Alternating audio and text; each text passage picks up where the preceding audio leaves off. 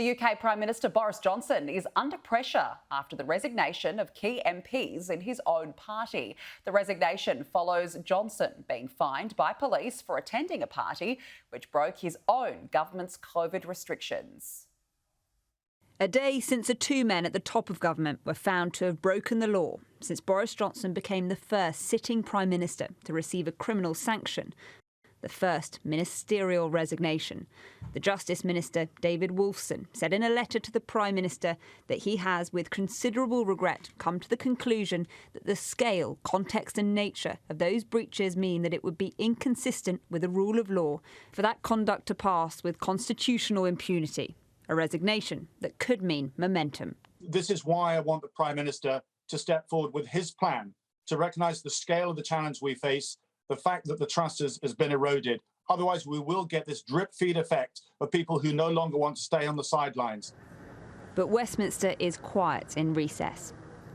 Most are still biding their time, anger curbed perhaps by world events, for many, but not all.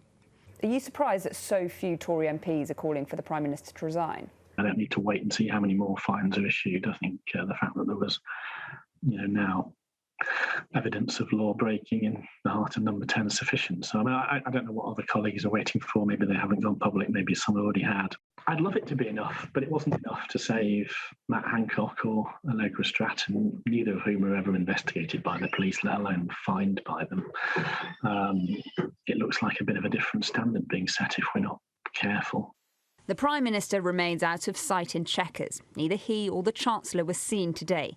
Both men have apologised and the Cabinet have rallied. He made a mistake. It was embarrassing and stupid. The Prime Minister's mortified about it. But I think there's a big job for him to get on and do on behalf of the British people, on behalf of the world fighting this cruel war.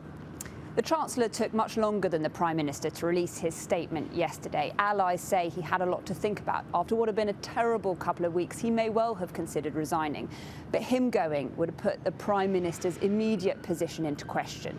That prospect seems now to have passed, but this may well be a crisis delayed, not a crisis averted. More fines could come, and Sue Gray's report will be released in full after the investigation. The Prime Minister and the man once expected to succeed him are now in this together. But timing in politics is everything. The timing of Putin's war, the timing of these fines in recess may well be what saves the Prime Minister and his Chancellor for now.